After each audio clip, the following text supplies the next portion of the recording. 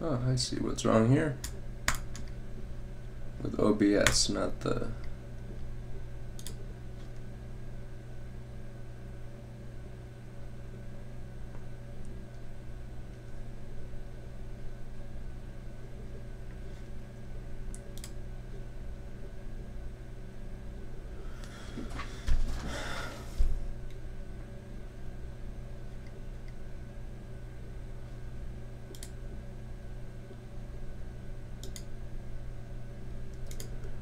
Alright, now we should have a nice smooth 60 FPS stream going on instead of the lousy 18 or whatever it was. Let me know if that's better. I'm pretty sure that's going to be better than what it was, but let me know in chat.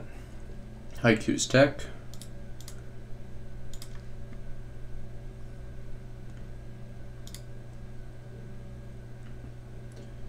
Let me know if there's any issues with the stream, but I think it's going to be good. So today we're going over an 820-2915, which is the dreaded dead GPU board, but this does not have a dead GPU that I know of. So let's go over the board under the microscope. Complaint was liquid damage, and as we could see, I am wearing gloves. I never wear gloves, so what does that tell you? So let's go over here by our ISL. That's some corrosion. And 1 second.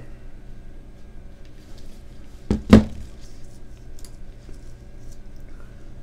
gotta answer something.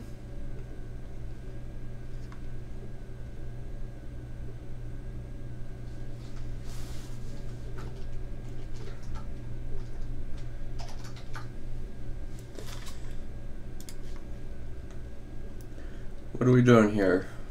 Nasty board repair. Alright, so you have some corrosion here by your Q70-130, Q70-35. Check that out, that burn mark right near the ISL, right? That is no good. That looks like that corrosion got pretty, it looks like that corrosion formed a little wire and hit that ground right there and burned.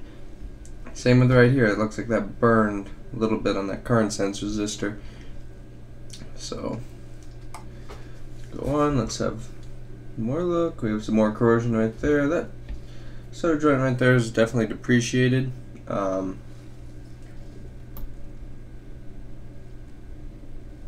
Definitely depreciated, so we'll need to touch that up, but that's not a big problem. 5-volt rail area looks absolutely horrible.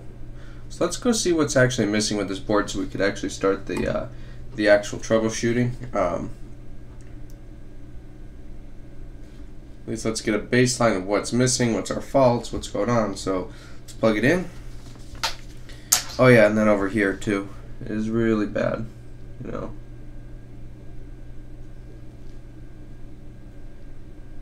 Burned. Just plain nastiness, as you can see.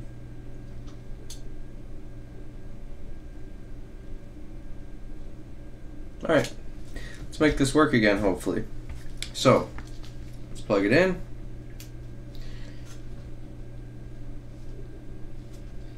See, there's no surprise. We have no green light in the... Actually, we do get...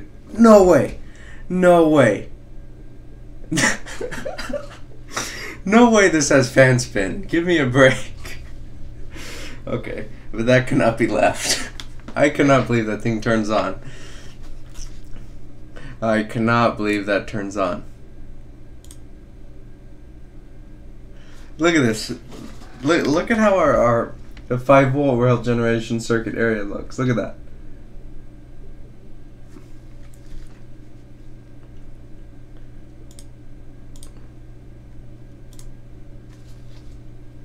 Look at those probe points. Look how burned that is.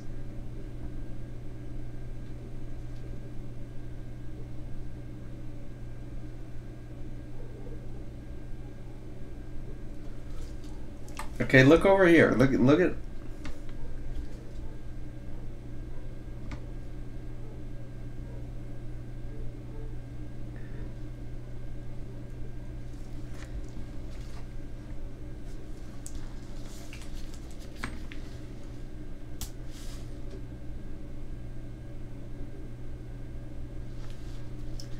No way. Okay, so we can't leave this. I mean, it's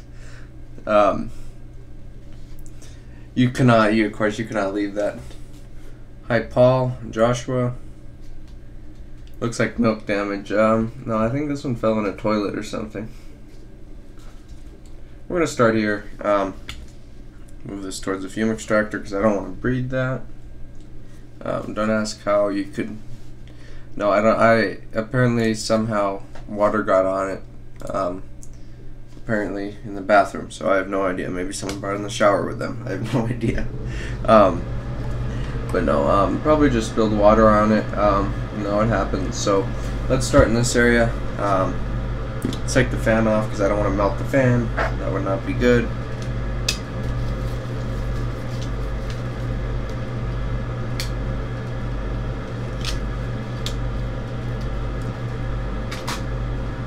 Take off both fans and let's go through and clean up the damage here. Because of course you cannot leave that kind of liquid damage on the board. So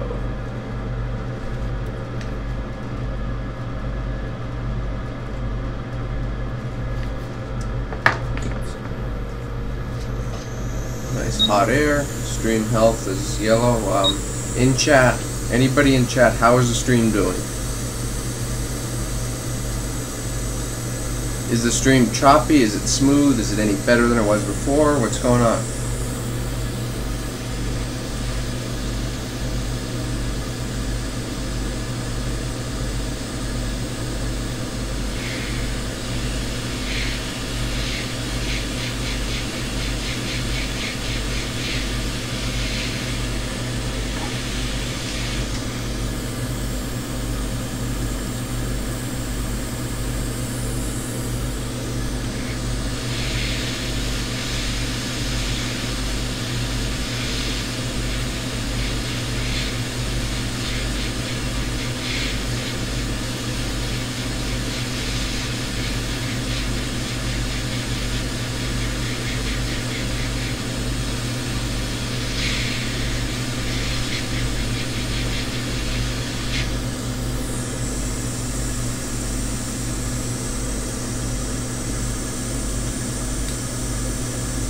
ISL area doesn't look too bad.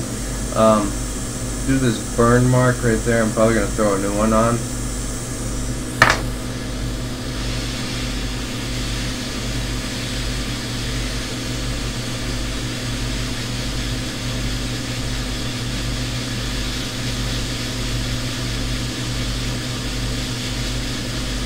Yeah, it's actually rusted under there, so you can kind of see it when I'm heating it. Okay, and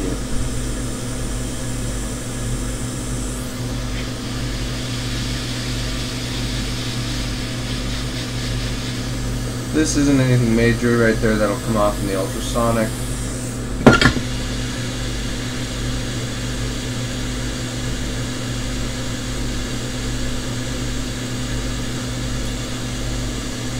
Alright, this area looks pretty bad. We're gonna have to repeal and replace some stuff here.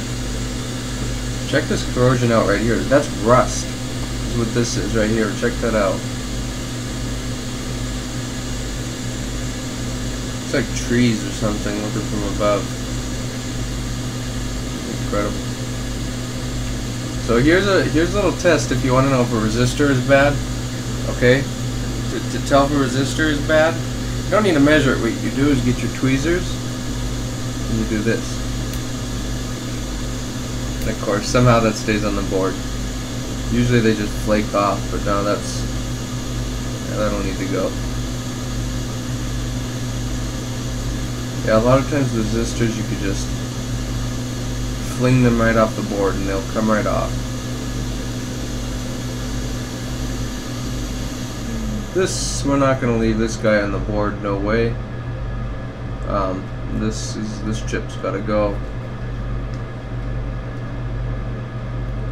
It's all badly corroded right here, so that cap's got to go. This whole area's got to go, really.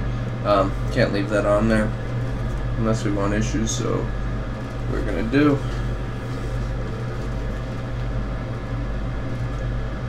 A ton of flux in this whole area. It needs it. Just pile it on.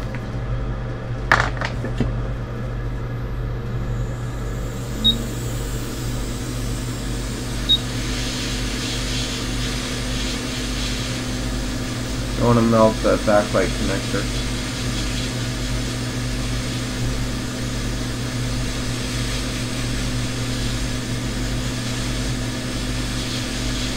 Just start with a general cleaning. This is how you approach liquid damage like this.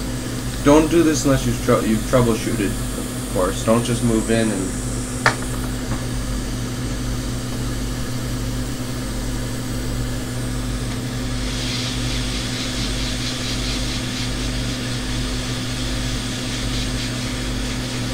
now we can actually go and see what's actually wrong, and let's see what some of these chips do. So the first one that I'm interested in is this. It looks kind of important. Let's check chat real quick. Good morning, Wayne.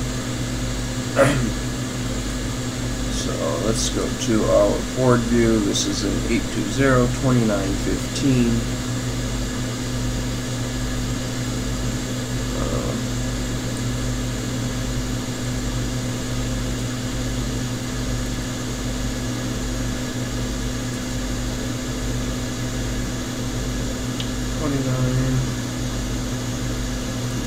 2915 board view.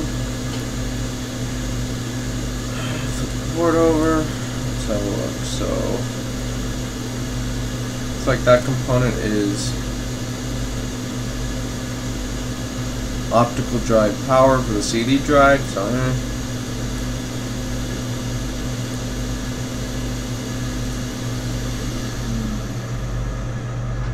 this next chip right here is going to be for 5. This is for 5. I don't know what that is. I'll have to look at the schematic, but that's not our main issue. That's not something I'm too concerned about. It doesn't look too critical.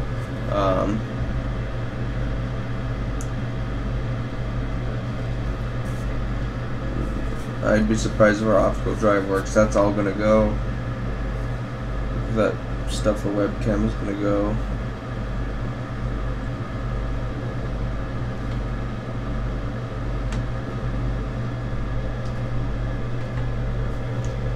Alright, so I'm going to concentrate on this area right now, because this area needs some work, obviously. I don't think that chip is bad. So we're going to clean it up with some alcohol, which I don't know where my alcohol went.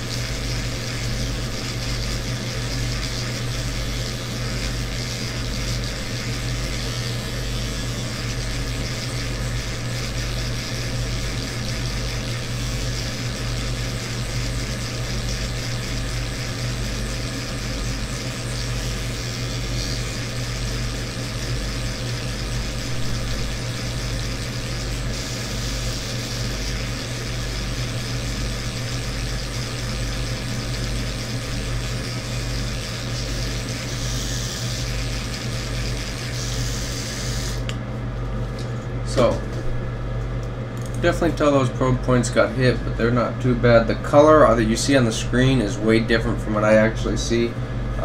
These are a red color, and if you see our solder on the chip is corroded. This test point does not look trustable. Neither of these look trustable, so we'll probably run wires. The solder on our chip is pretty depleted, so what we're going to do is put some flux down again. Get our iron. Wait for it to beep. Come on, beep.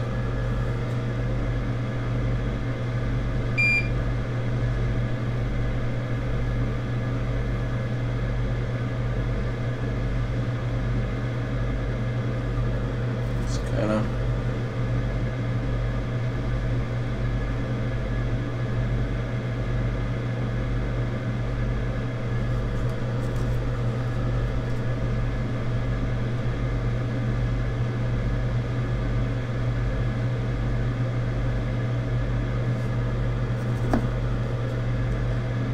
fresh solder on there.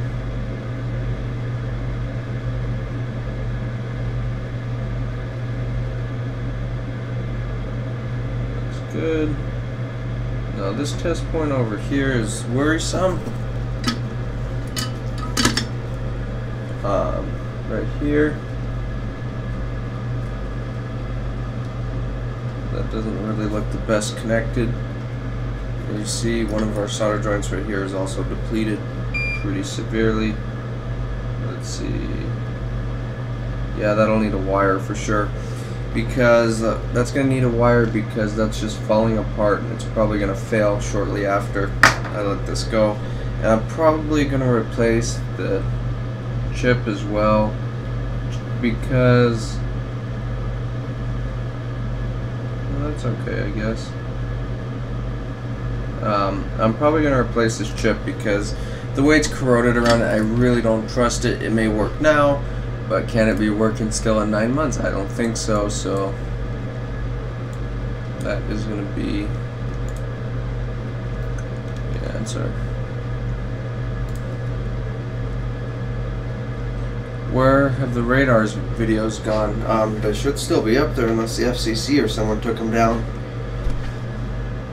There's no precipitation, so yeah, I think I'm gonna replace this chip just for good measures because I don't trust it.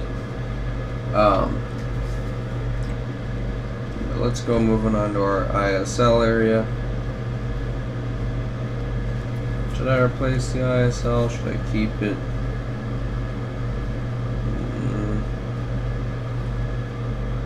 Given the fact how this chip likes to die, so yeah. See all that corrosion? Yeah, that's gonna go.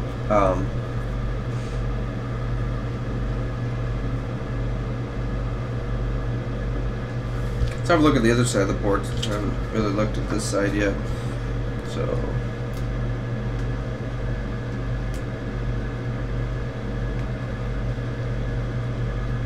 this side looks good. Don't see anything that concerns me on this side. Yep, this side's fine. So let's start. I'm gonna start in the 5-volt rail area. I'm gonna throw a new chip on. Let's get the orientation. Let's see if I even have that. I should.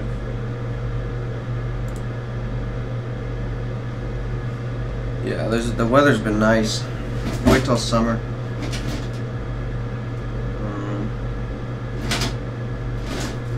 820-3330 is a nice board for this. So 3330 looks close.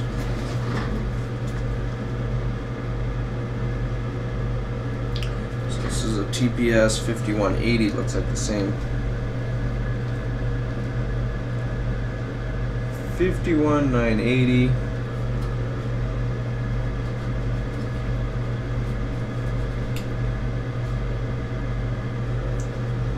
I couldn't see them using different chips.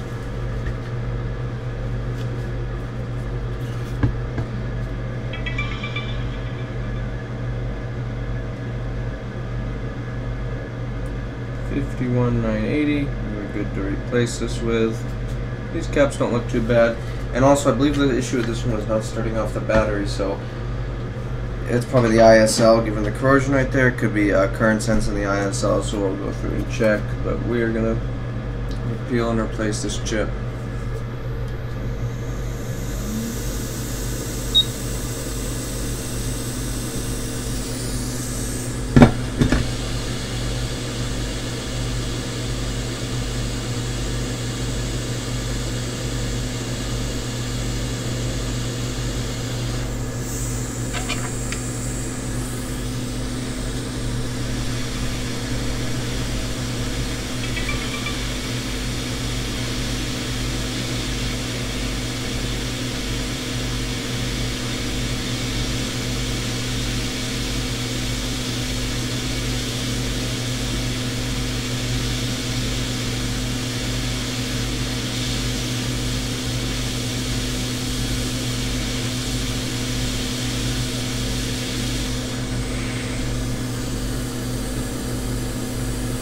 thing about the warranty, you know, it's like I can't have stuff that's all corroded on the board, you know, because I know it's going to come back, you know. And now if you offer a 30-day warranty or something, yeah, leave it, you know. Well, no, you shouldn't leave it, but, you know, it's a different story when you offer a 1-year warranty. So people will say, oh, you're replacing stuff that's unnecessary. It's like, no, I don't trust it. It's my warranty.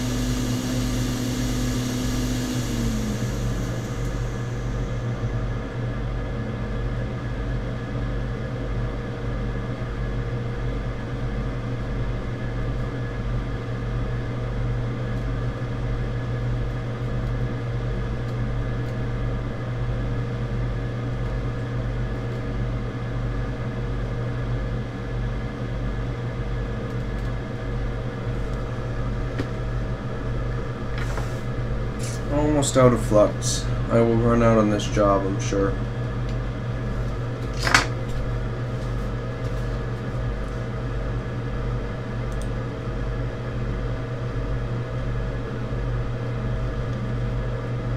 Yep, replaced the first time. Anything that got hit by liquid will be replaced.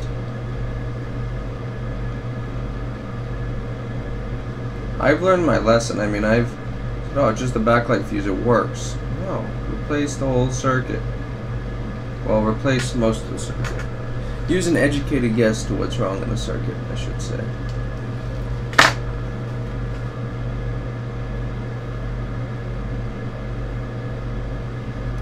And then the customer's gonna call me in, 4 months, it doesn't work.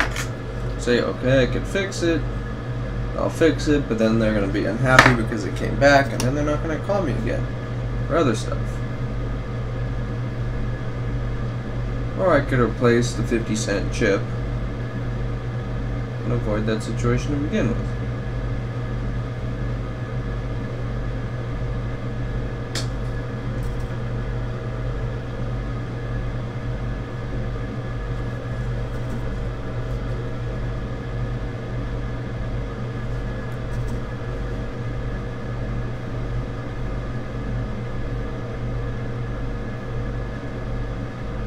Go. Let's clean that up a little bit. Where's my Q-tip?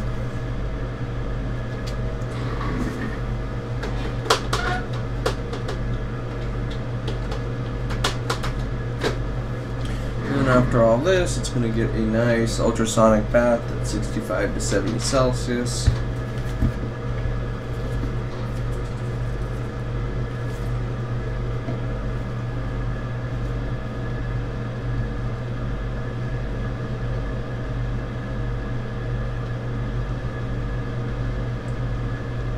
It'll be a happy MacBook again.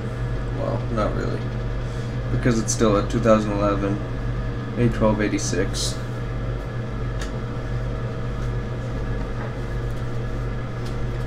Okay. Owner chip.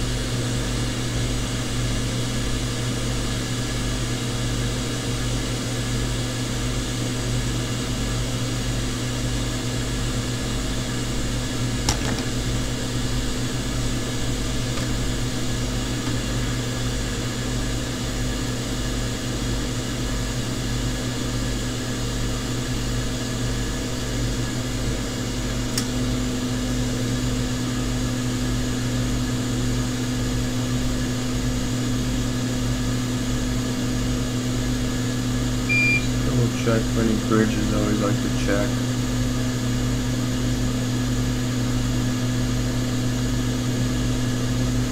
It's good.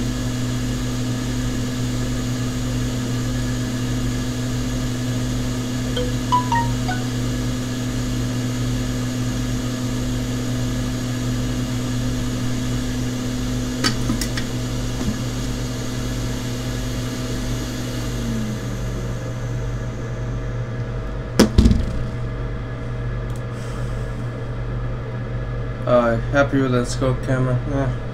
It's alright. It's not the best. There's definitely better out there. But for the amount of videos I do, I'm not going to spend more on it.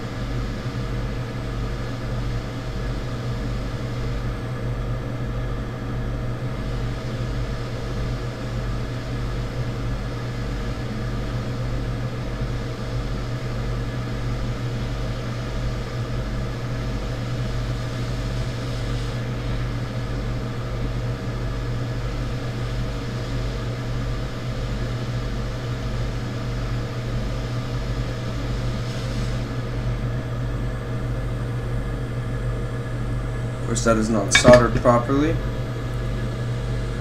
Flux. That's how you do QFNs, is, you know, get them down, clean up all the excess, flow them back into place. Most effective.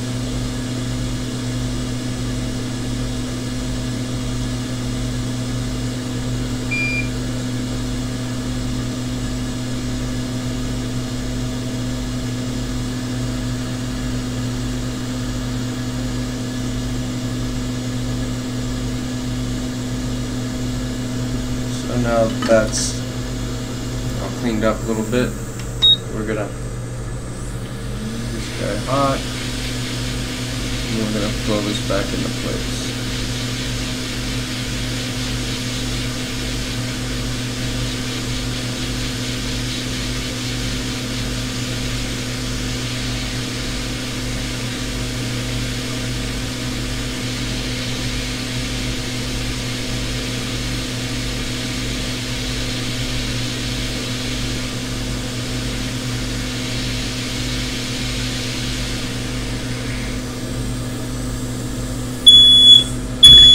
Of course, that's a smoke alarm because the fume extractor doesn't do anything.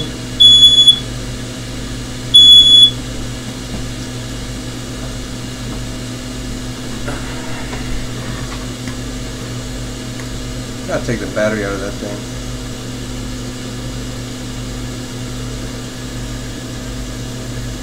It seems to go off more when I'm using the bent nozzle because instead of pushing it forward, it's pushing it back. So that's another possibility. That looks like it's soldered decently enough. We'll go over the pins one more time.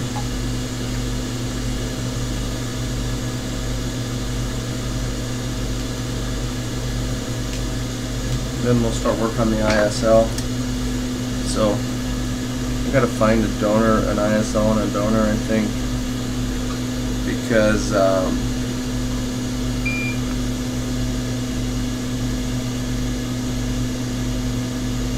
getting some good chips.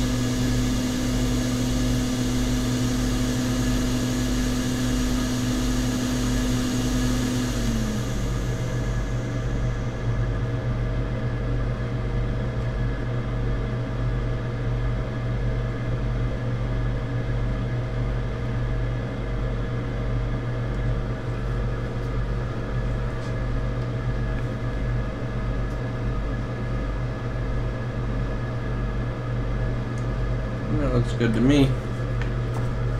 Plug a fan in just to make sure. Should be fine.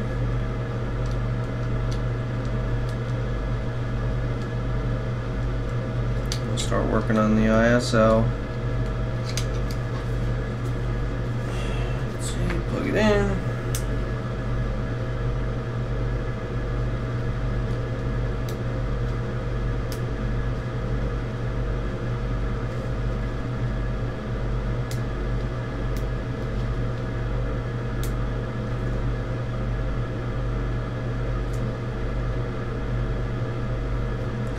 MagSafes are kind of picky when you don't have the board in the enclosure. They never like to. There we go. And the fan is still spinning. I don't know if I can see that. So let's continue on. Let's get some voltage measurements. And this, I believe, this did have a battery detection issue or something of that sort. No, it did detect the battery because I know the battery indicator worked. But let's get a voltage measurement on G3 hot. See what's going on G3 hot. Maybe it'll be low, maybe it'll be 16 volts or some nonsense. Where is G3 hot on this board? I have to look it up because I don't know. Let's look up where G3 hot on this board is.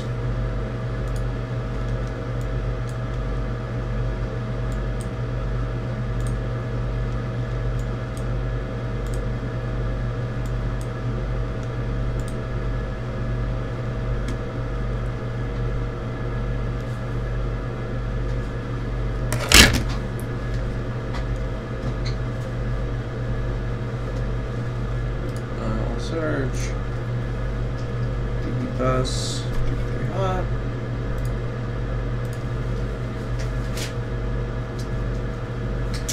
I don't have gloves anymore since the nastiness is all cleaned up.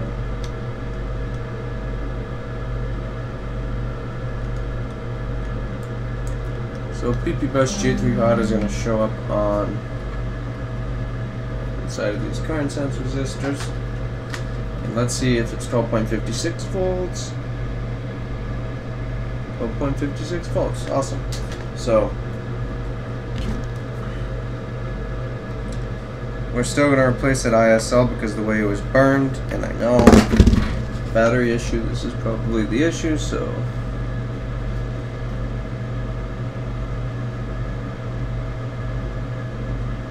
let's see what these current sense resistors are. Pins 27 and 28, 23, 22. That's within limits, but see this right here? Willing to bet this is our issue with battery detection, or battery won't run off the battery. So right here. No, maybe so. That looks like it might be connected.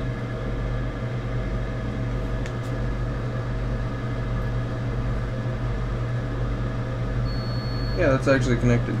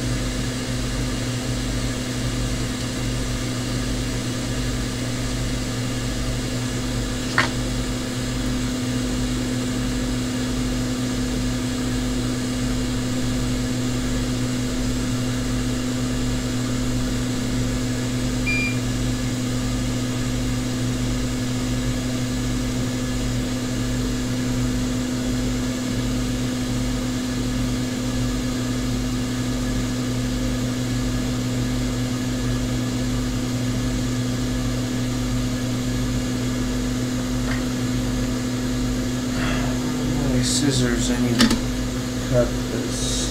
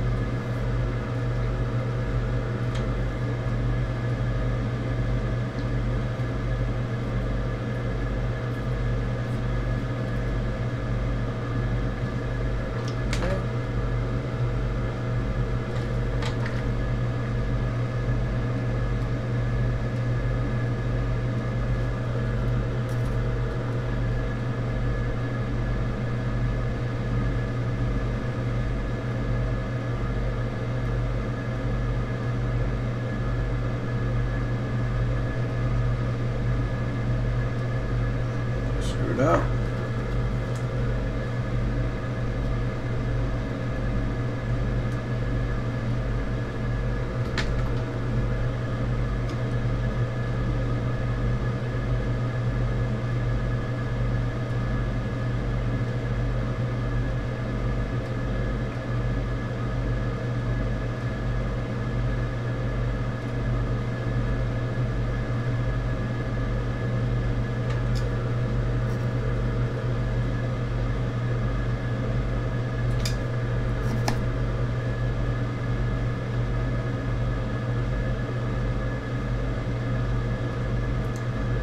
Pretty good.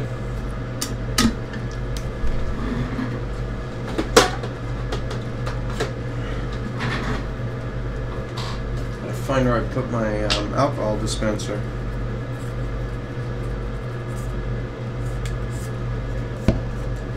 This is not fun.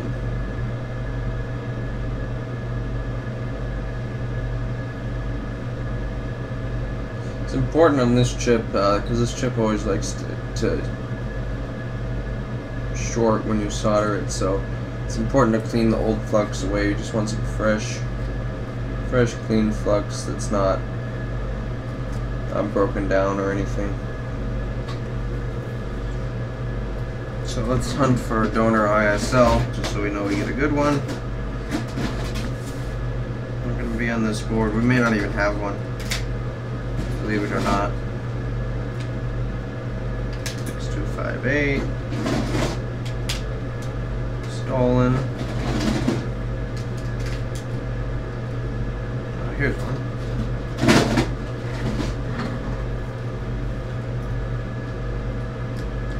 Fresh ISL 6259 from a board that has a dead Broadwell CPU. Sounds fine to me.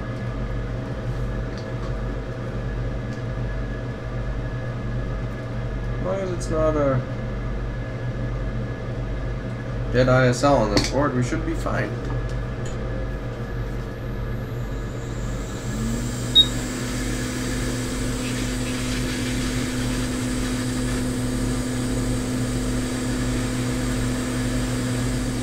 From the Ashes IT. What chip is that? ISL? Yes, ISL 6259.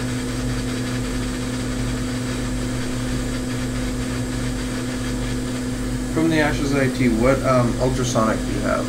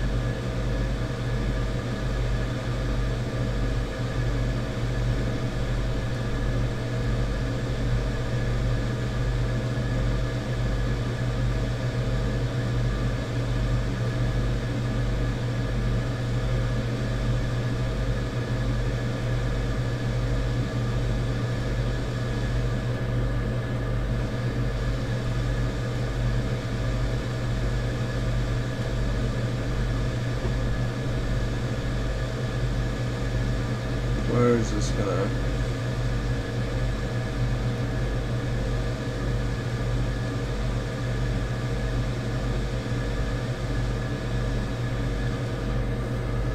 I kind of find that hard to believe that's the only solder blob that wants to pop out. I feel like there's another one hiding.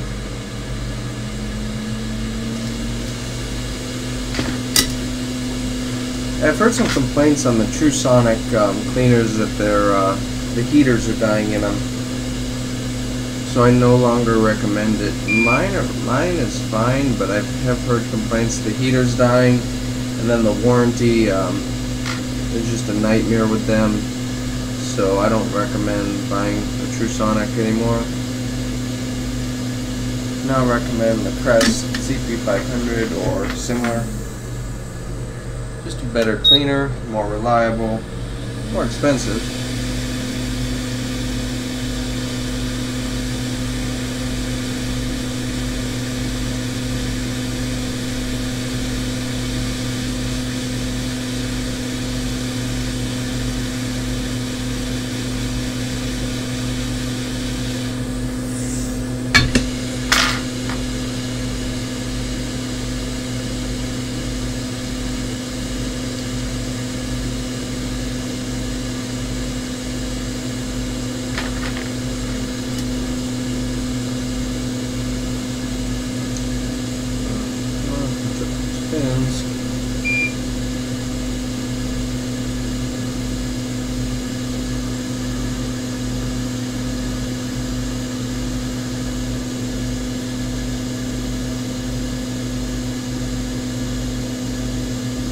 Good. Plug it in, make sure we still turn on. I'd like to check throughout the repair. Yep. Get fan spin. Measure G3 hot voltage. Never know on G3 hot if the ISL is messed up where might not want to note to self, don't use diode mode when the board is on. Make sure your meter's in the right setting. 10 points, huh? So it must be still hot. What kind of voltage is 10 point something?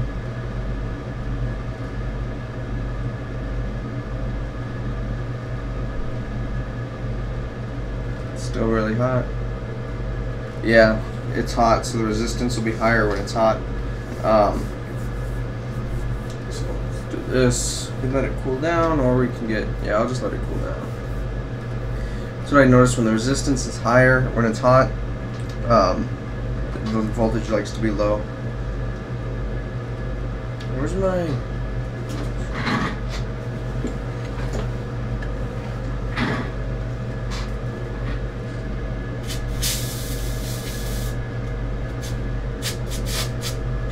There.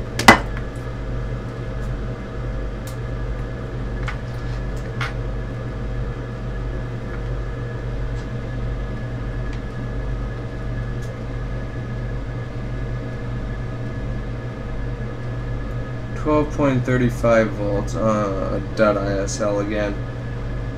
12.4, that's weird. 12.37.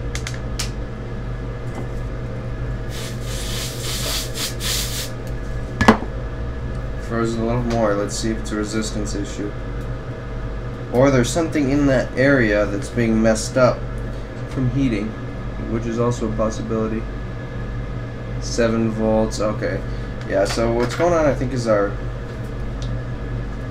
chip isn't pushed down all the way or has a bad connection, because after I froze it the voltage actually dropped, and that's kind of telling me that there's probably an issue with the chip not being pushed down all the way, like there may be a bad solder joint, something of that sort. We're gonna heat this up. Yep, see that? There's a little bit of excess under there.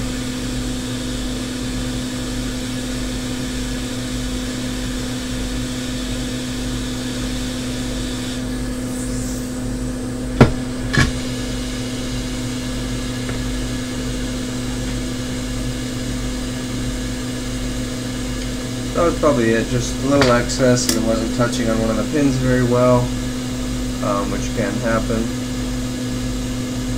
It's like the ISL is the only chip that I have problems with, like soldering and everything. It's just about the only chip that ever gives me problems. It's like picky for some reason.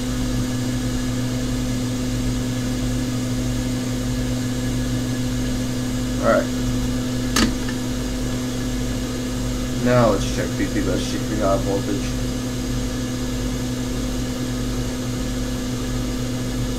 Now we get nothing. Was that a dead chip? Did I put a bad chip on the donor board? No. Fan spins.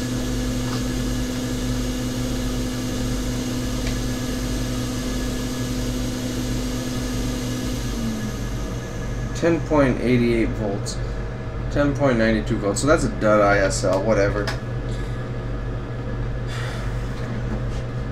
I almost wonder if the heat that I'm using to solder them is messing them up.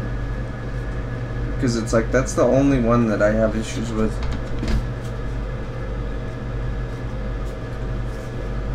Let's continue on this board.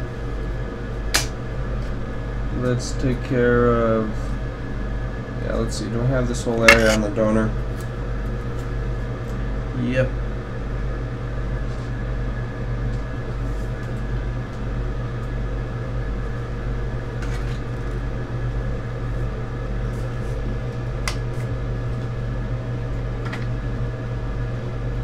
Yeah, I don't know what the deal is with that.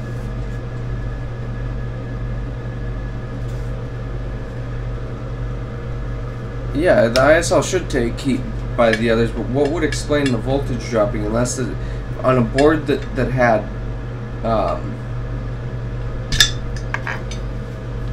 had a good ISL, why would the voltage be like that? Now, you guys saw the soldering. There wasn't anything wrong with the soldering. I don't get it.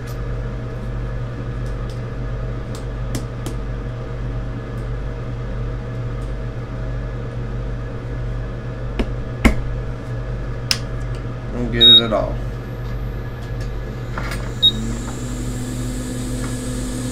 Yeah, there's tantalum caps right near it.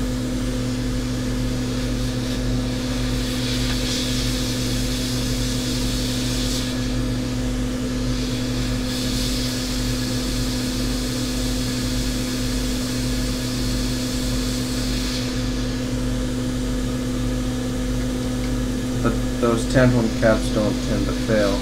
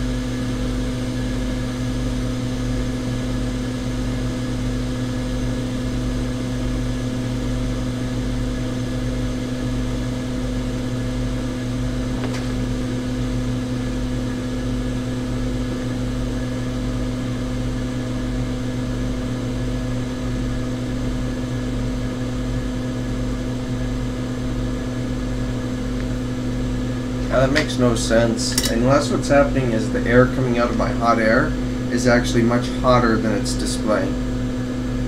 That could be the only thing I could think of that's killing them like that.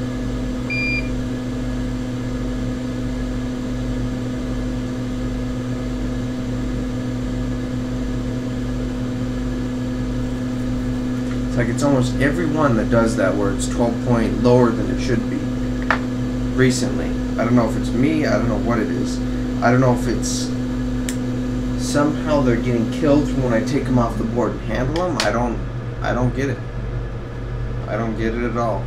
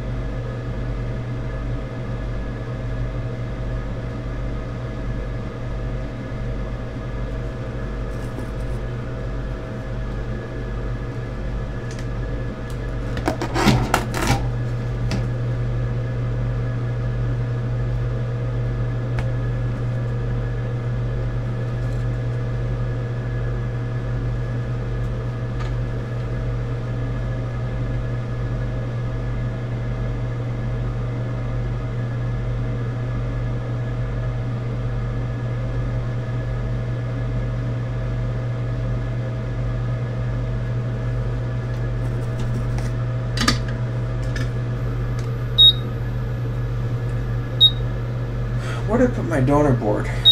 Always losing those things.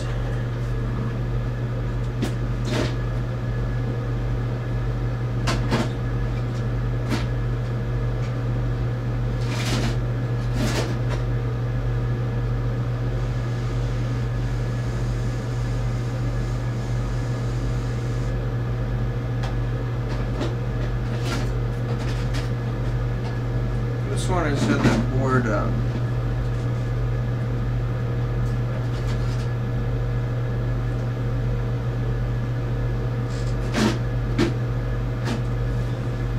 that 2850 board, not 2850, 3330. Oh, it's right here. No, I'll get to the bottom of why the ISLs keep dying like that. No, it just stumps me. First, I'm thinking I'm getting some dud chips.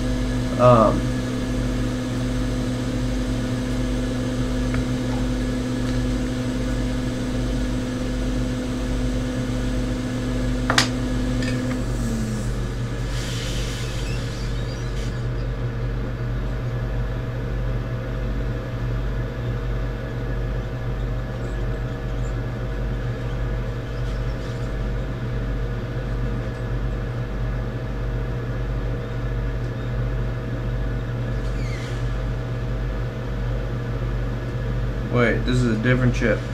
Where is it?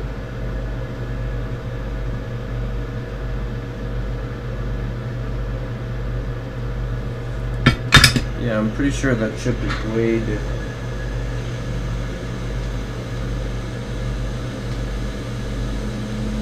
Yes, it is.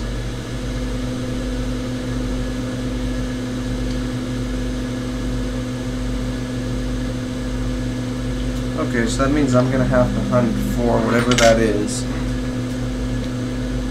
on the schematic. Okay, whatever.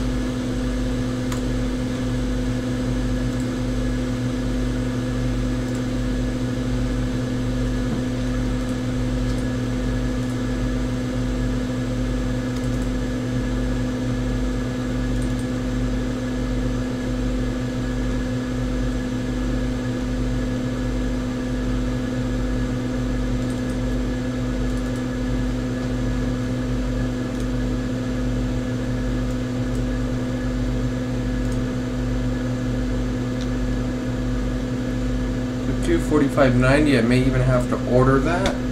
So Q4590.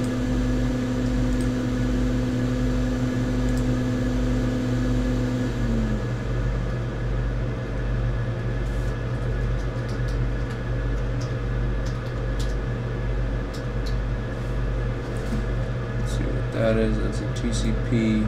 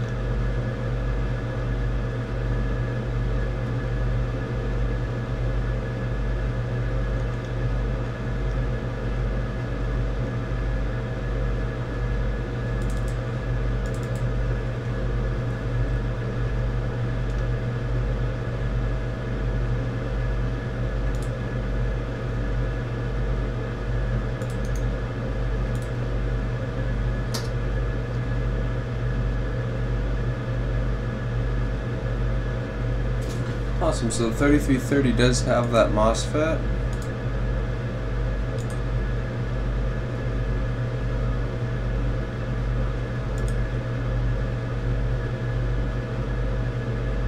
Or does it? So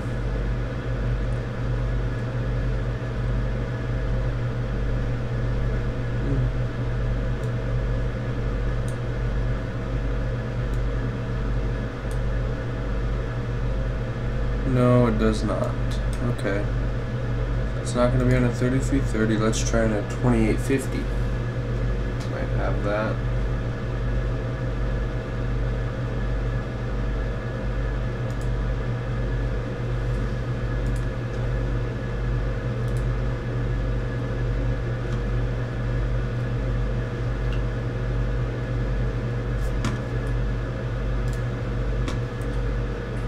$28.50.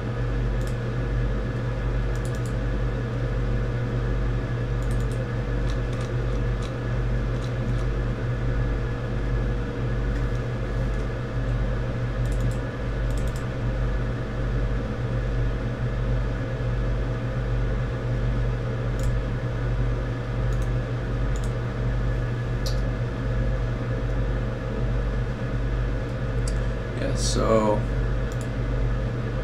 Q3450 on a 2850 is the same chip.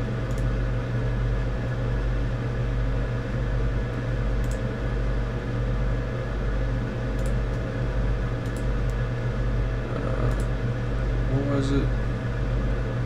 Q3450.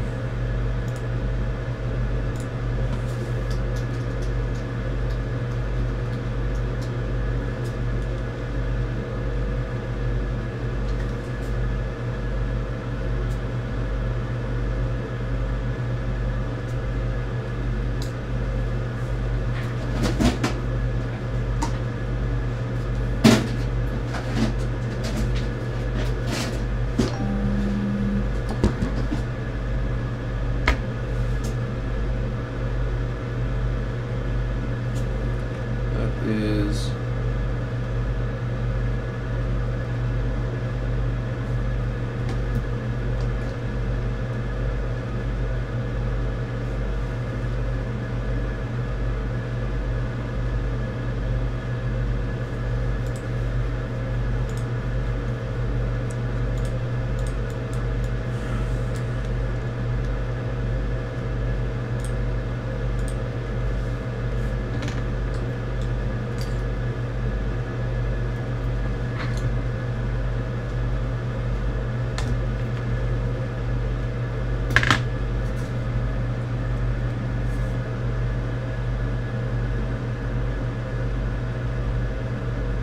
I confused myself again. So this is a 2915, pin 1 is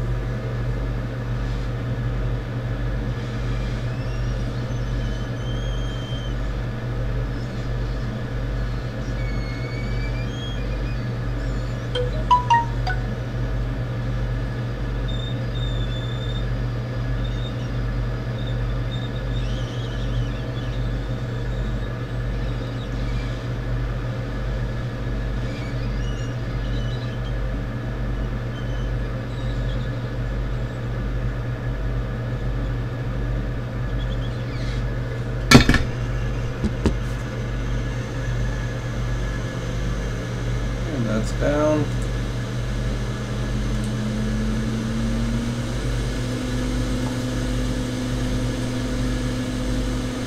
Now we have to rebuild the rest of the circuit around that, and the 3330 looks close enough to do that.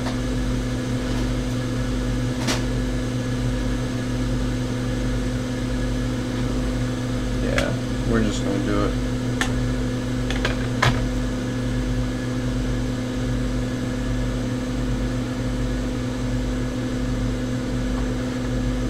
Some more flux.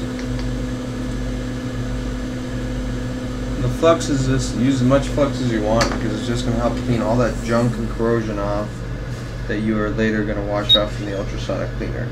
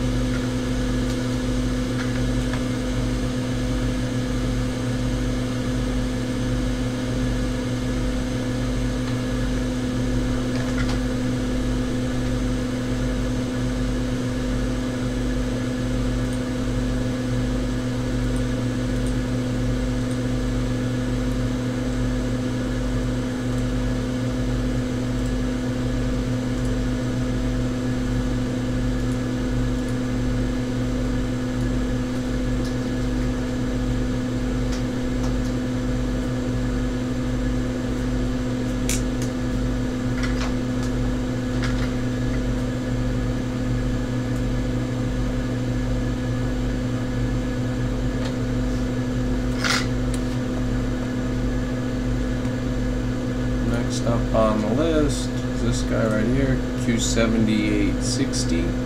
So Q7860 does what? So Q7860, 5VSO FET. That sounds important.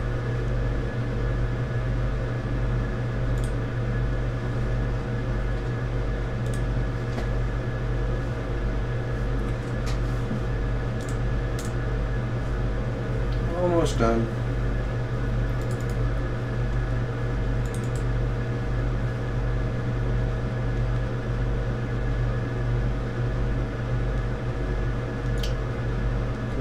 $33.30.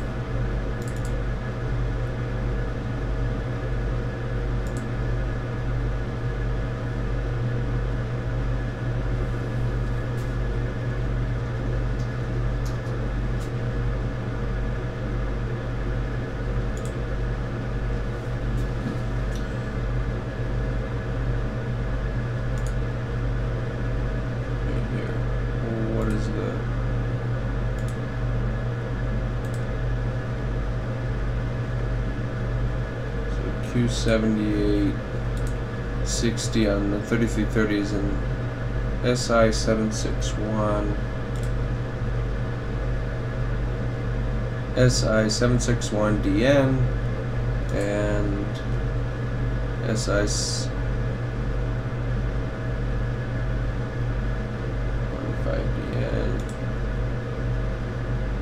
Yep, that's a match. So let's make sure.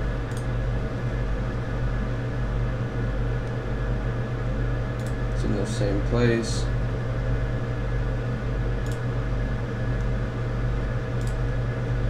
The 820-3330, I almost never see those boards. They're a pretty reliable board. If I was going to have a MacBook, it would probably be a 2012 unibody, because I almost never see that one board. The 820-3330, I almost never see that board in.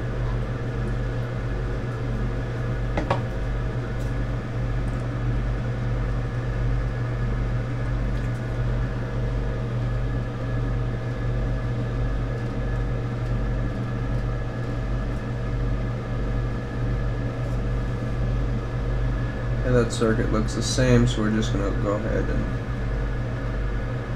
clean that up. Yeah, that looks like something that I would regret leaving on the board. Just flamethrower it off.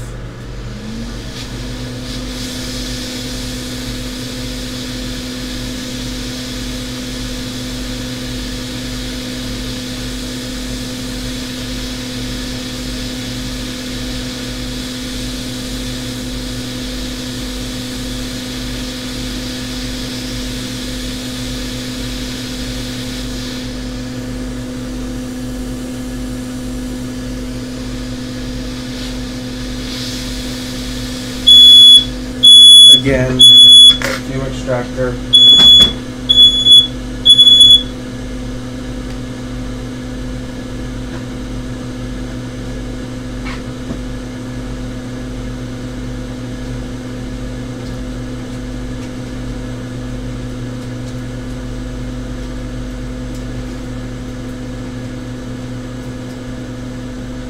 So, what's going on with the fume extractor is it's actually separated at the base down there.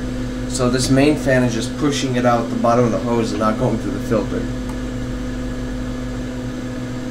So in this case, I'll be a little more conservative with my hot air usage.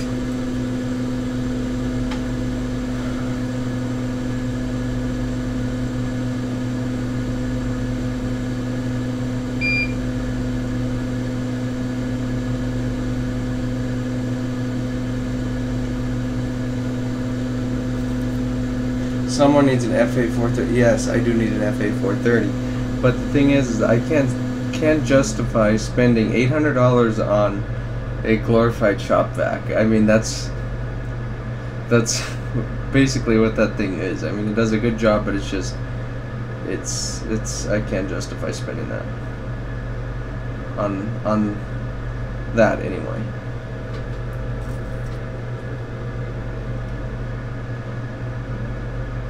Or maybe I should spend it so I won't have to deal with breathing this stuff anymore. But no, I need to redo it down there because when I upgraded to this fan, I kind of just rushed it down below where the filter is, so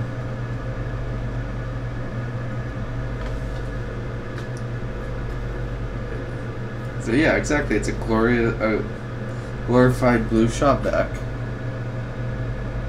The filters, how much? The filters are like $100 just for the filter alone, correct?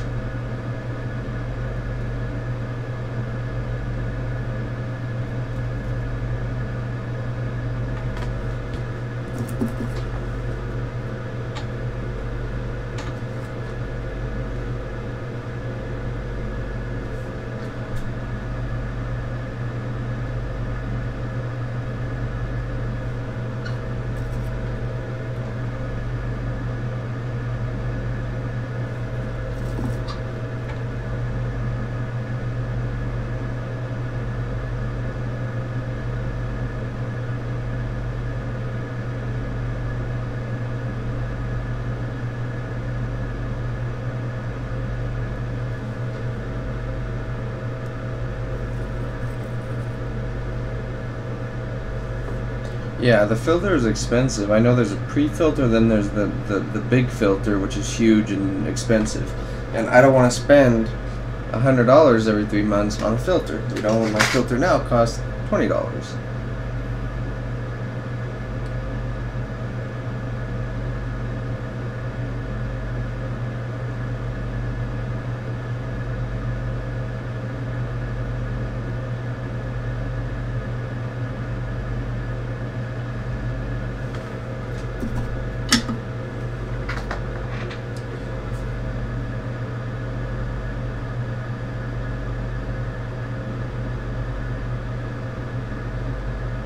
This area is pretty destroyed. Scrape it.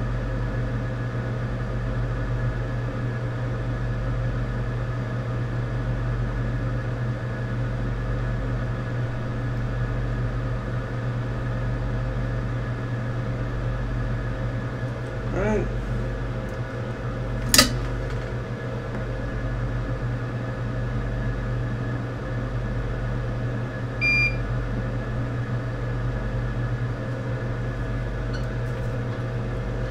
Yeah, then fume extractor ownership is expensive.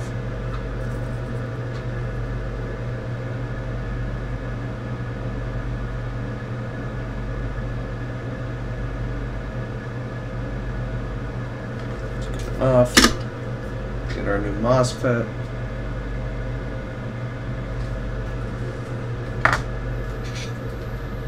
I almost want to just take the batteries out of that thing.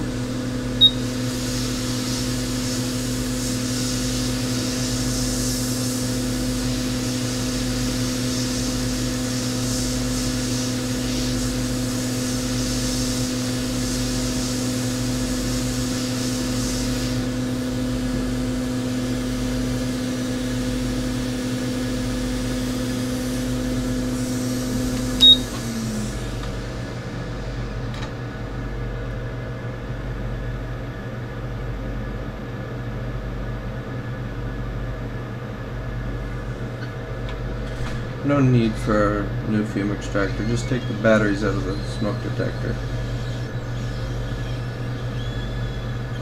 It's gonna go off any minute again.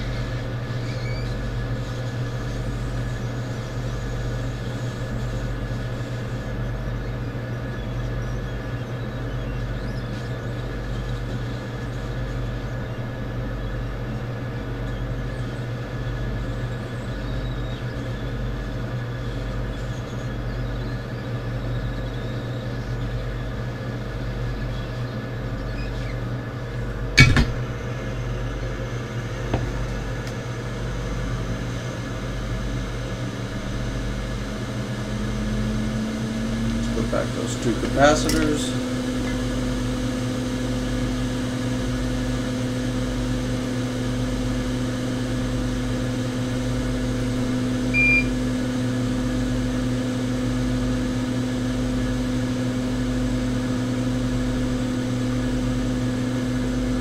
And last circuit is just keyboard backlight, which will be easy. Hopefully that's not critical, nothing to worry about. And this is going to get a bath.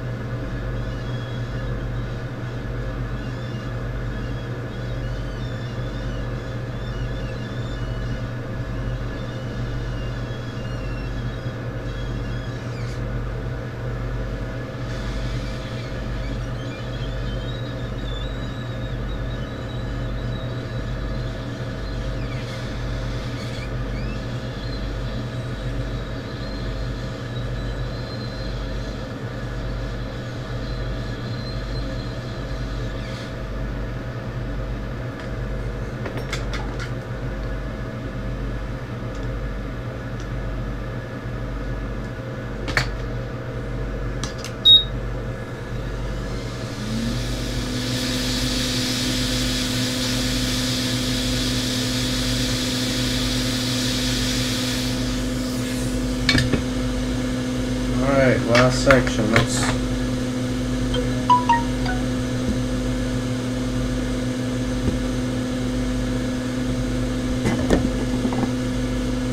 And I'm done for the day. It's 5:44.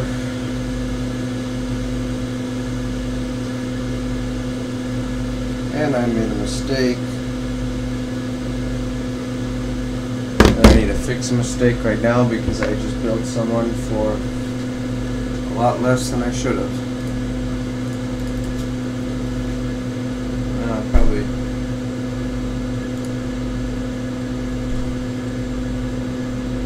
One second here.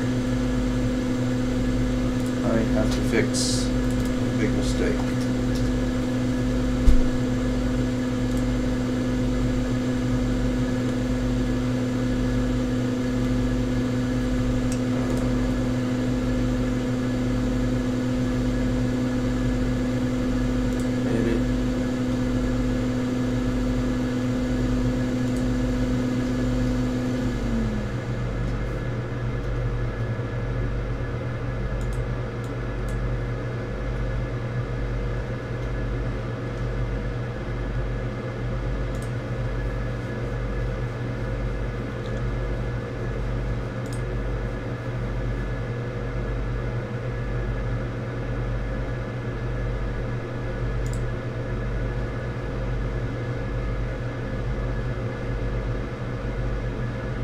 Mistakes happen to the best of us.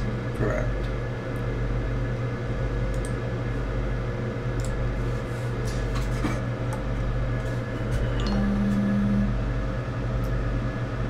Okay, so last area.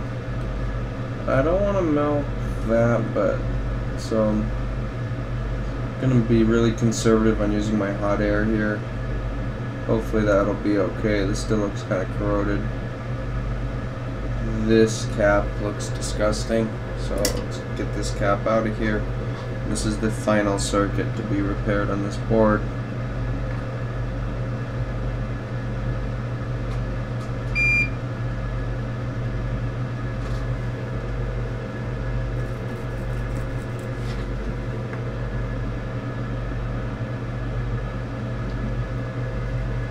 And it looks like we'll probably have to run a wire because this.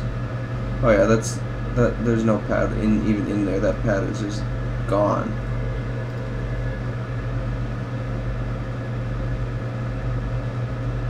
There's not even a pad that exists there. It's just gone. Let's clean this area up a little bit because that's before we work on it.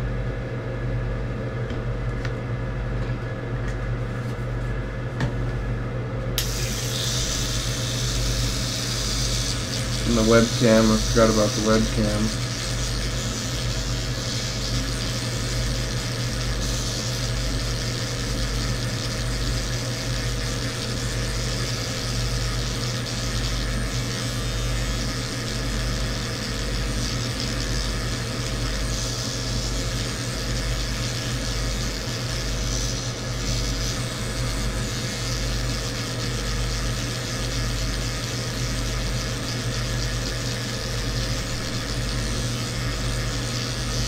See, and this isn't that bad.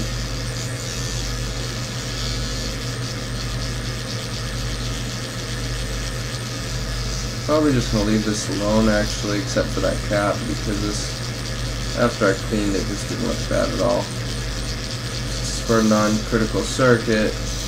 If backlight doesn't work, or keyboard backlight, then I'll come back to it, but that looks pretty good. Yeah, that's perfect. That's clean. These joints, yeah, I'll just touch up these joints.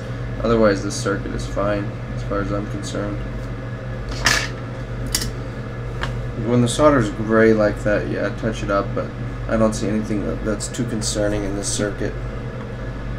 You know, it's not like falling apart. The connector looks okay, so yeah, I got hit, but that just tells me it was on too. When it got hit, so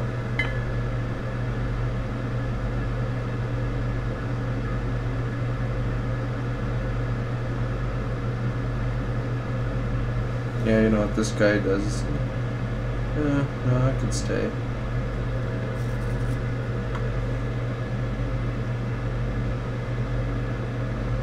No, it's gonna leave now.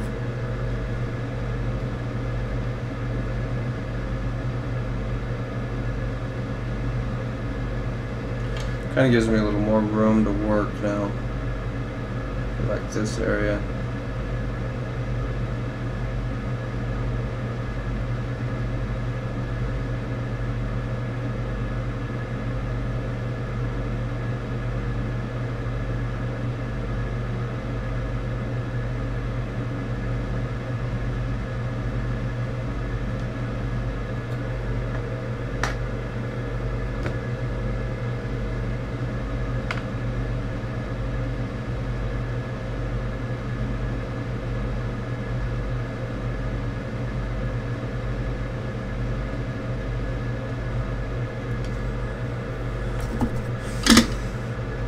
In this case though, I'm not going to use my hot air because I'll melt that connector. I'm going to use my iron.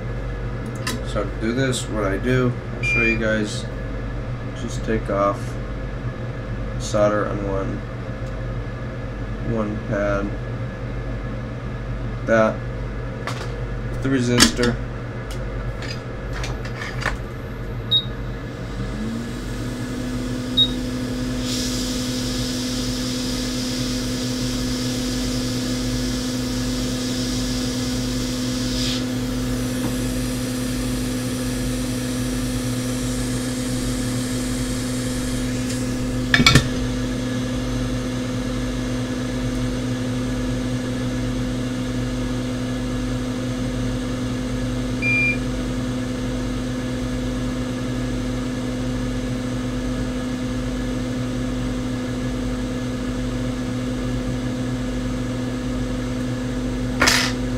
doesn't have to look perfect.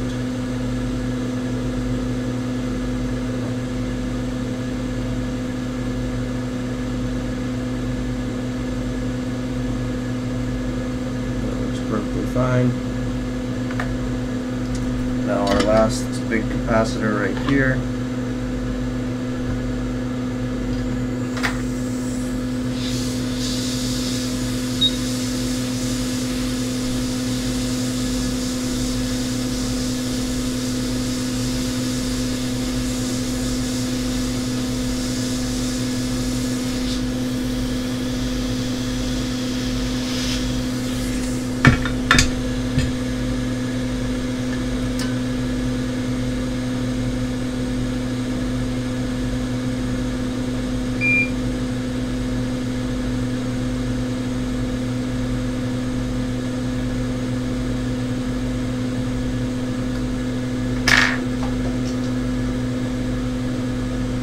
No more pad there. We're going to have to look and see where that goes. Then after the stream I'll come back and revisit our ISL issue. So where does that go? I was driving and I hear Tim use electric toothbrush. Yeah, it's soft. It's not going to hurt anything and it works good.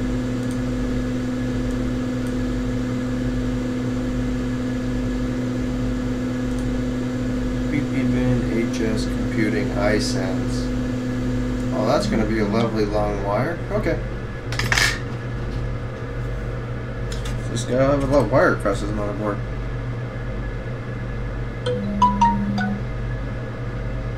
It would help if I looked at the right board view this whole time. Let's look. Let's look at the proper board view this time. It's still the same one.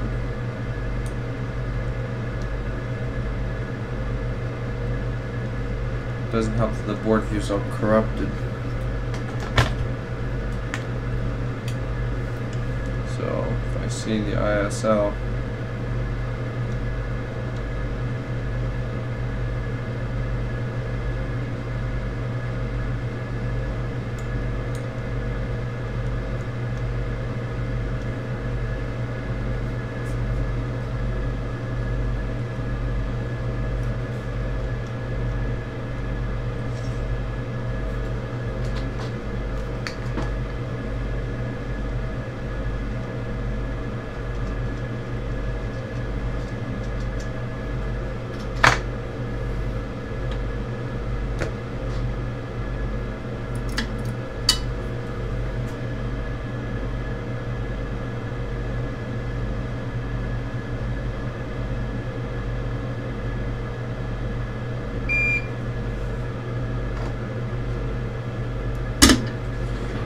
jumper wire.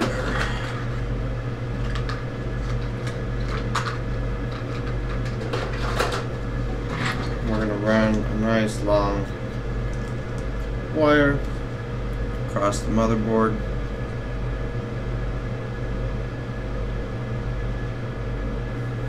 Since we have no more pad left.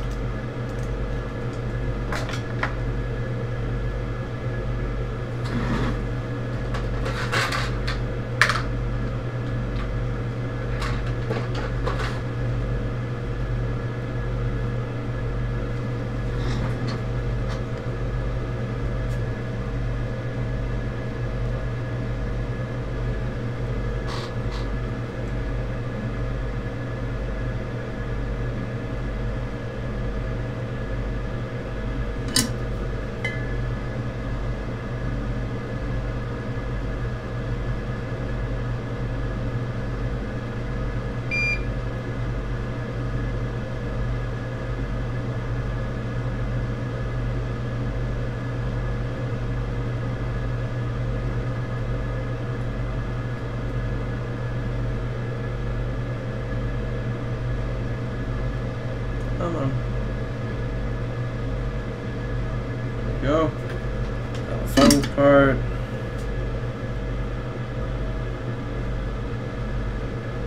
This across the board. The fun part is when the customer sees a big long wire across the board. It won't be bad.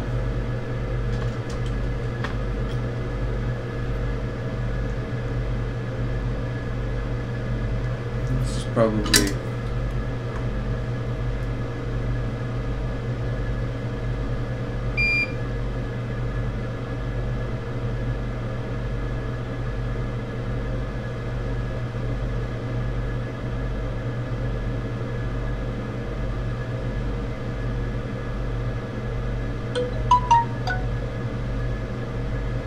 wire needs to be. I always like to make the wire as tight as it can be.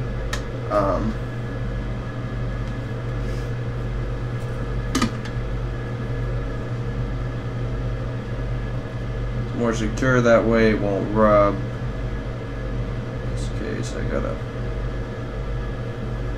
do a little bit of a better job soldering that.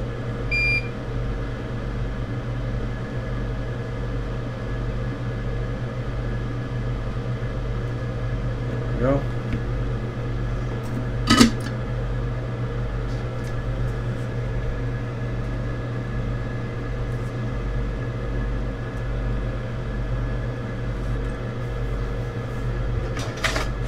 Let's do a quick check for fan spin after that.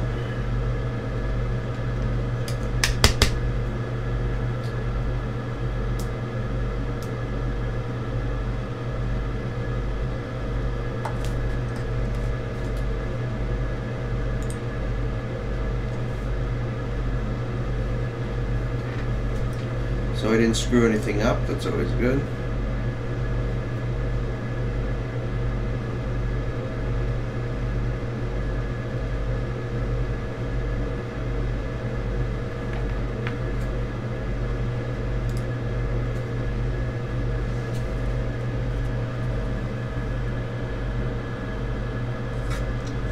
Last final circuit is the webcam circuit. I have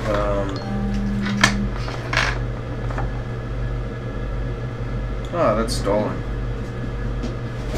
Yeah, you know what? I don't care about webcam right now. Yeah, I'll revisit webcam before this leaves, but yeah, let's just try and. No, you know what? I have that. Wait a sec. Wait a sec. I have that.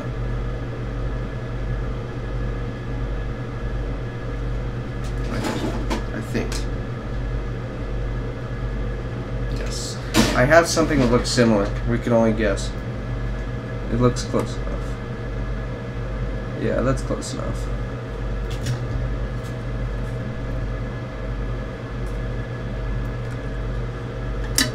Close enough. Nothing needs to be exact on a motherboard. As long as it looks similar. should be fine. No, seriously, don't just go replacing random stuff. You know, make sure it will sort of work.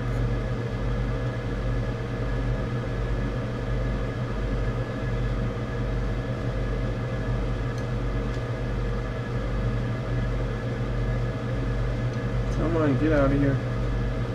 Don't make me use my hot air.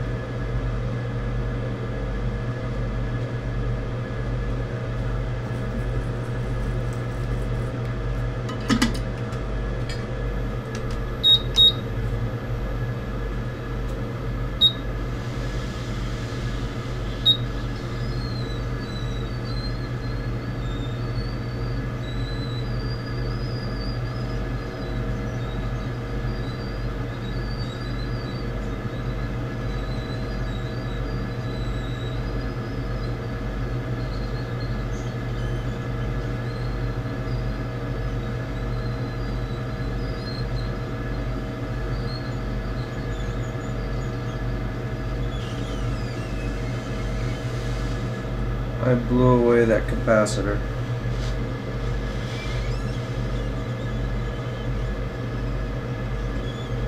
That capacitor does almost nothing.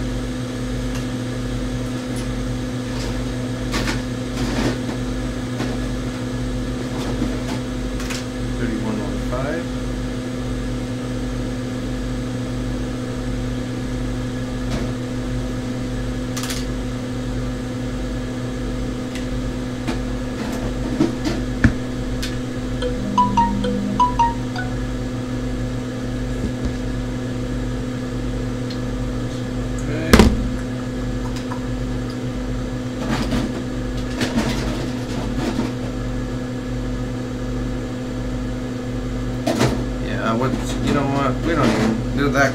Yeah, I'll put it back. What am I saying? I should probably put that back. Alright, let's look at the schematic. What value is that? It's probably a 1 microfarad. Yeah. C5432. C5432. 2915.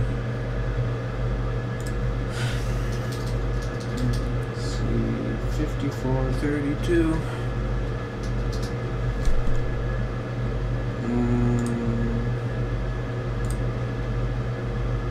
3452.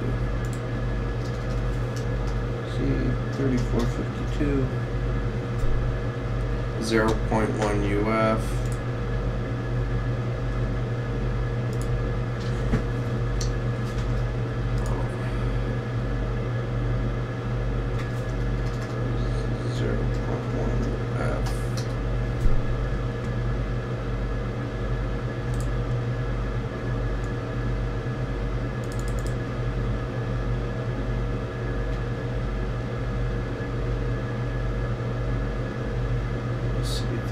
C3421.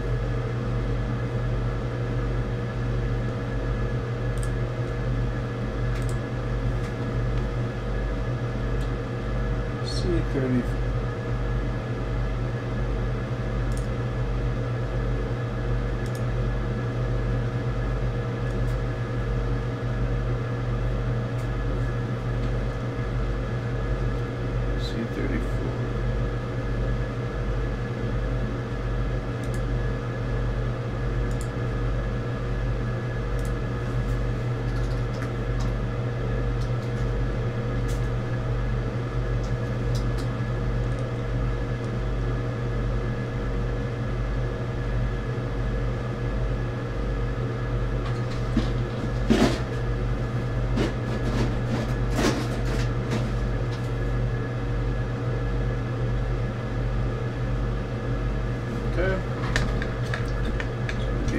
Here.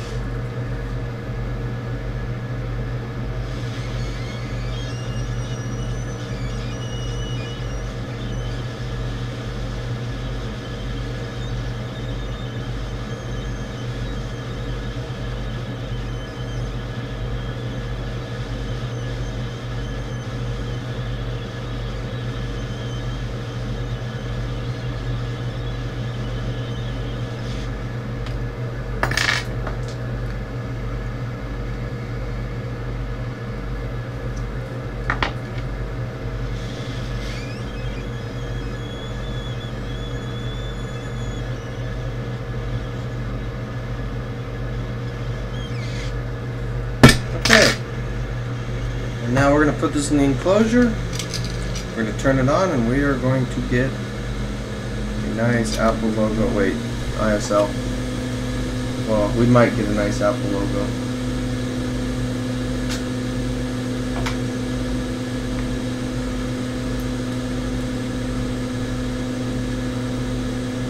Maybe after all that other stuff was replaced, the ISL voltage will be normal.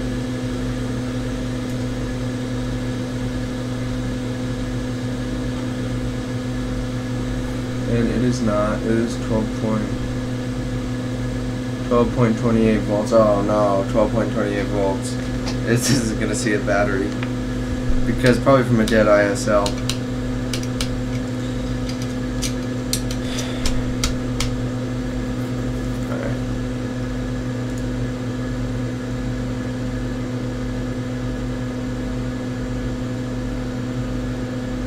I don't know why people take their computer to the beach, or sand. I mean, if that went everywhere, it's probably going to form a bridge.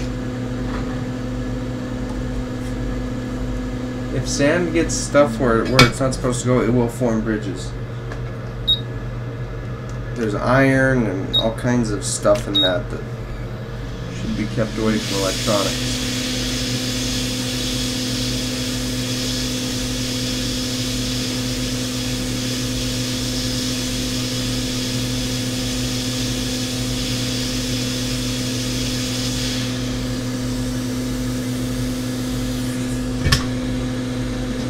Try and find another ISL. Doubt I'll have one.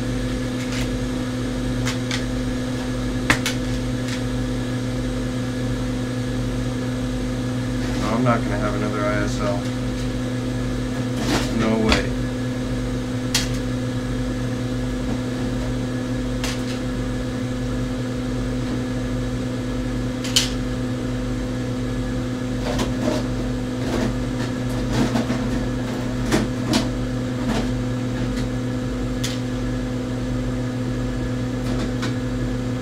Not a chance.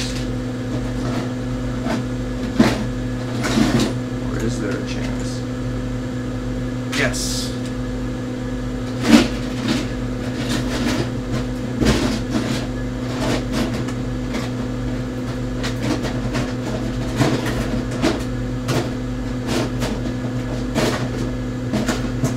Alright.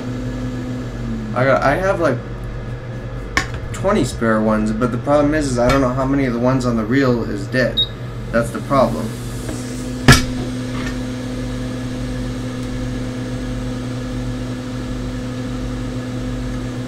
I've been getting a ton of dead from the reel, or just dead in general ISLs from anywhere.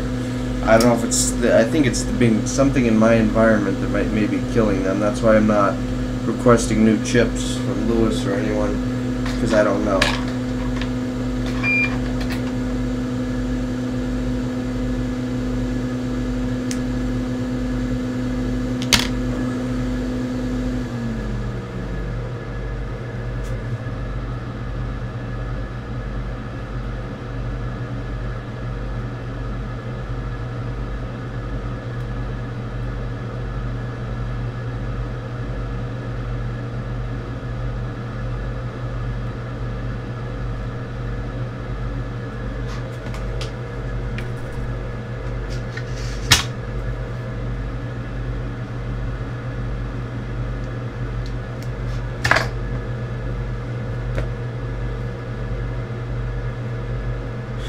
Yeah, I don't get why people bring their computer to the beach, put it in the microwave, take it in the shower with them. It makes no sense. It's like, come on. Another thing I don't like is how some people like the boxes are sentimental. That kind of bothers me. It's like, I can't keep, when you send something in for mail-in, I cannot keep an Apple box here for a week while it's completed. I need to throw the trash away. It's like, that's why I put on my website, please do not send the box you need packed, because it's going to be returned in a FedEx flat rate box, packed, so it doesn't get damaged in shipping, and not with an Apple box. We have a certain way that we pack things. They don't you know.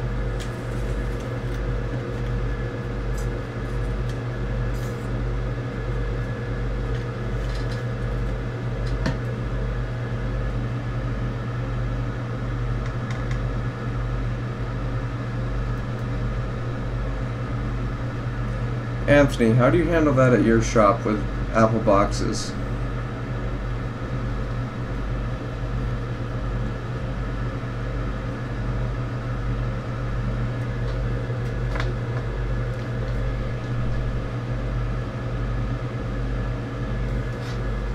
So you almost have less space than me. Maybe about the same. Probably about same space.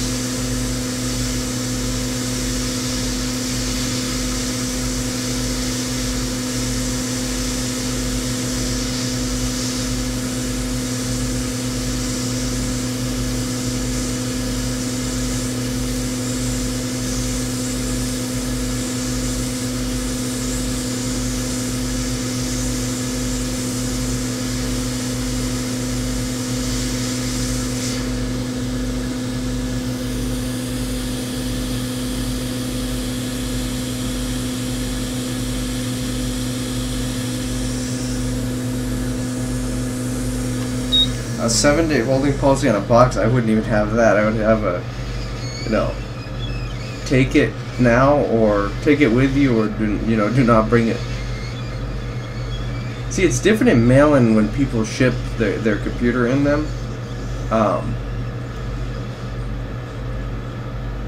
Than walk-in, when you could tell them, but if you want this back, don't give it to us. But with mail-in, you can't very well tell them, because one, they're probably not going to listen. Two is sometimes you don't even talk to the customer. They just fill out the form on the website and then send it.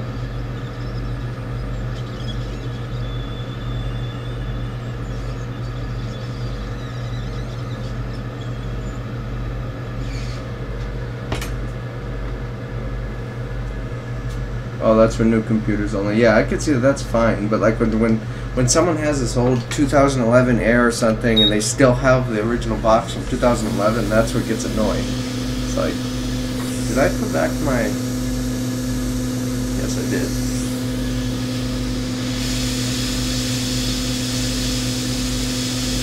I want this to fall into place.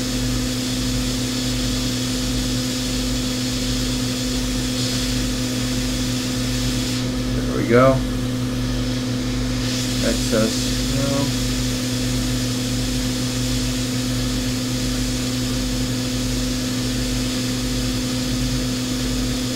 And that's good.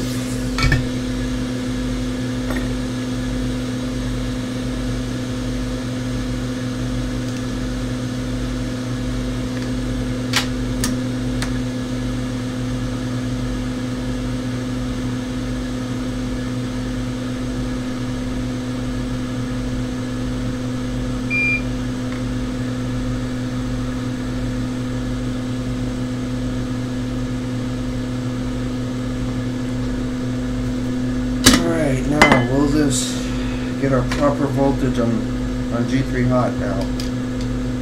Please, because I want to end the stream. I want to be done looking through the scope. Fan spin.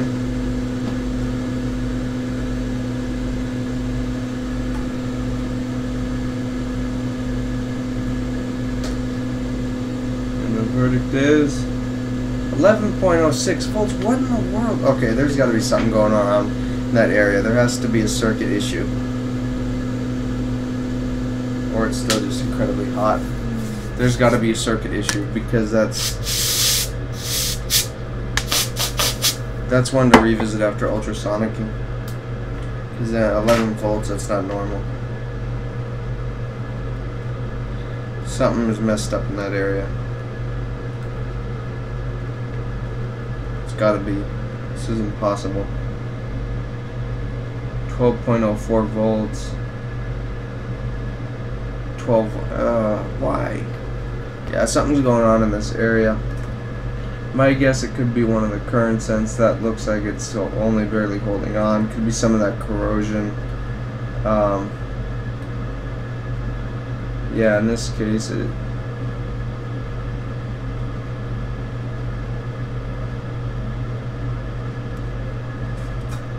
Yeah, it could be these MOSFETs over here. This is one that it'll go in the cleaner and then hopefully it'll come out with a normal voltage. Yeah, 11.91 volts, that heatsink's burning me. Alright, let's see if we at least get a chime or something in the enclosure. And then I'm out of here. Could even be RSMC has stuff under it, so. Closures here.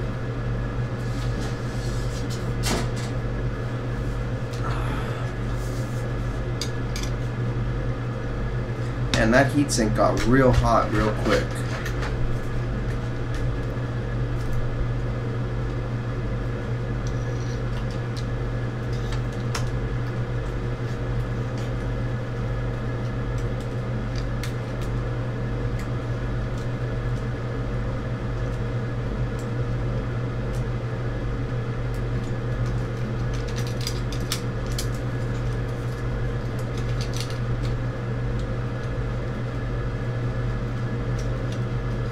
So what this tells me with the voltage being like that, it worked fine until we heated the area. So something in that area is not quite right.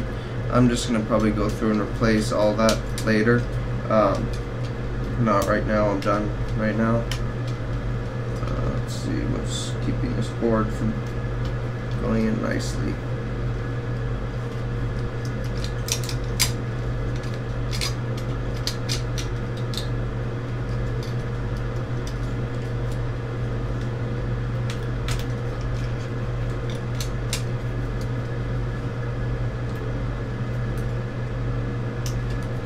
The battery.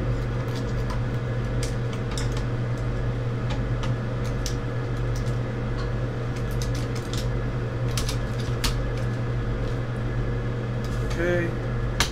Shut off that fume extractor.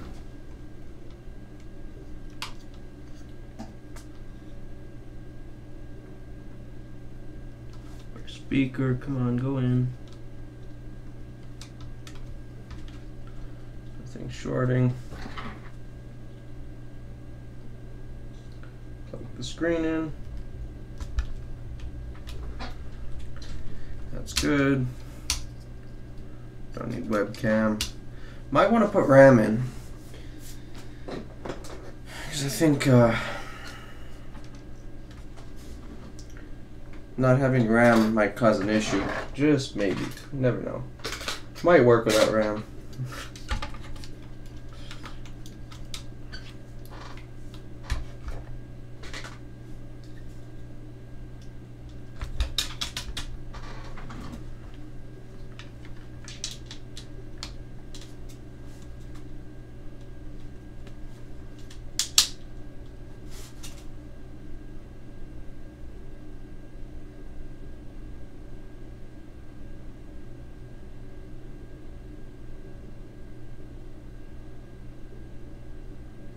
No chime.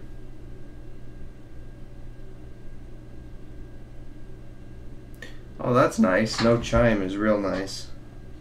Because you know what no chime means on an 820-2915? That usually means your GPU is dead.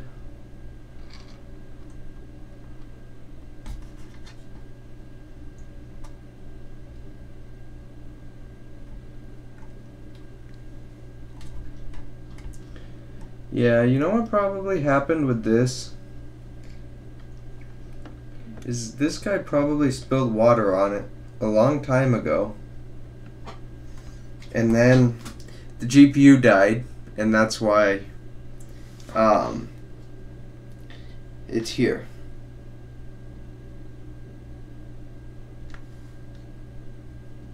Yeah, I'm willing to bet that's what happened. Because on a 2915 that doesn't chime and just the fan spins, sometimes if you keep cycling them it will chime.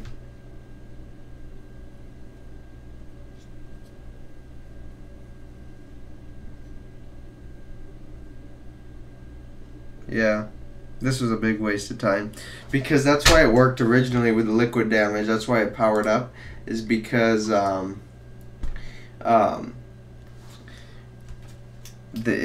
liquid damage probably happened a long time ago, and the GPU died, and they somehow thought the liquid was correlated with it. And you saw how much liquid was on that board. And for that not to cause an issue, I mean, I don't know. We'll see. Ultrasonic this, then let's see what happens after ultrasonic. Maybe it'll work. But I'm not keeping my hopes up too high, because this is a 2915. I usually don't like working on these for these reasons, because the GPU often dies when you're working on it in the middle of a repair.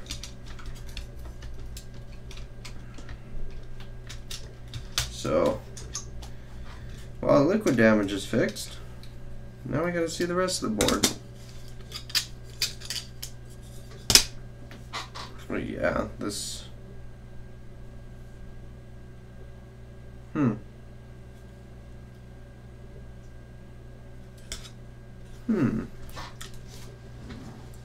CPU V-core maybe.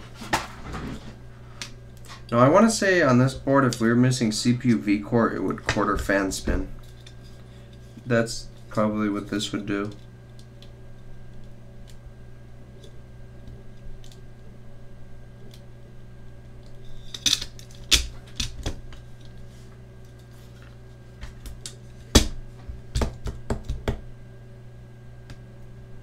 Yeah, let's see if we get CPU V-core, which we will, because it's always a GPU on these.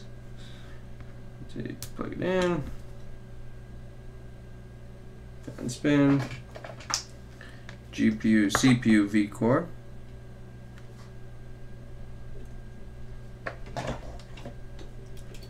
Yeah, I never work on 820-2915 boards.